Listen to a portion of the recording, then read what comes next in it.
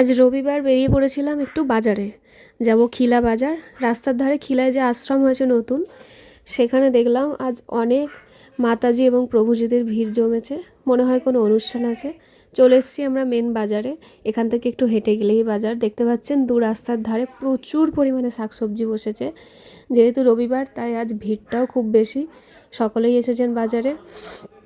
রাস্তার দুধারে বিভিন্ন রকম জিনিস বিক্রি হচ্ছে এখানে, নানা রকমের। চারিদিকটা যেন সবজির একদম মেলা বসে গেছে, রং বেরঙের। শুধু বাজার না, এখানে আশেপাশে আরও অনেক রকম দোকান আছে। তো আমরা গেলাম। এখানে বাবা নিচ্ছিল আমাদের প্রয়োজনীয় যে জিনিসগুলো দরকার, নানা রকমের। যেহেতু শীতকাল, তো গোটা বাজার জুড়ে শুধু কপি আর কপি। তারপরে আমরা গেলাম মাটনের দোকানে, ওখানে পেমেন্ট করে। এখানে দেখতে পাচ্ছেন কত সুন্দর বড় বড় ফুলকপি। তারপরে আমরা নিয়ে নিয়েছিলাম, এখানে একটা কাকু বসেছে যে ঘরে ভাঙানো লঙ্কা হলুদ বিক্রি করছিল, শাক। এরপর আমরা ঢুকেছিলাম মাছের বাজারে। এখানে নানা রকমের মাছ, অর্ধেকের হয়তো আমি নামও জানি না।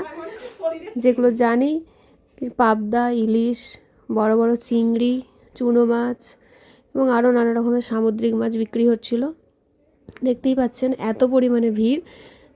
এখানে অনেক বড় বড় চিংড়ি মাছ ছিল, বরফের রুই মাছ ছিল, ছোট ছোট কই মাছ, আরও নানা রকমের। আর বাইরেও ছিল, বাইরে একজন এগুলো নিয়ে বসেছিলেন।